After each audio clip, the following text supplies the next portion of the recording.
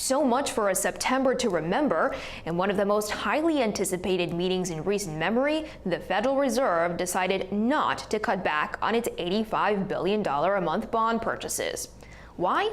The economy isn't strong enough, inflation remains low, and employment has only improved modestly.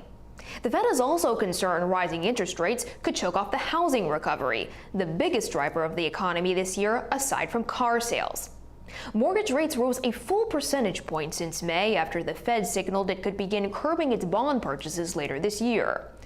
Of course, following the announcement, stocks and treasuries soared. Both the Dow Jones Industrial Average and the S&P 500 hit all-time highs, while the yield on the 10-year Treasury sank as much as 20 basis points. The stock market is on track to post its best performance for September in 3 years. The Fed's decision to kick tapering its bond purchases down the road conjures a variation on Shakespeare's prose from Macbeth. Bubble, bubble, toil and trouble. Current easy money policies are clearly not leading to better economic growth now, yet the stock market continues to rally to new heights. The Fed runs the risk of brewing bubbles in stocks and bonds as prices race ahead of the strength of the economy and corporate earnings.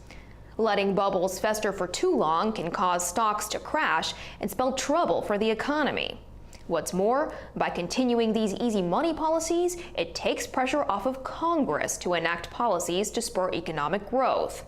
This is especially true as lawmakers from both parties set the stage to clash over the federal budget and the country's debt limit in a couple of weeks. I've said it before and I'll say it again. Quantitative easing is a trap. It's become an economic crutch. The Fed's decision to keep the stimulus in place despite years of lackluster results from its bond buying program underscores that. Maybe Larry Summers should have been the next chairman of the Fed. He would have ended the monetary experiment. For now, buy stocks and bonds because the Fed is keeping the party going.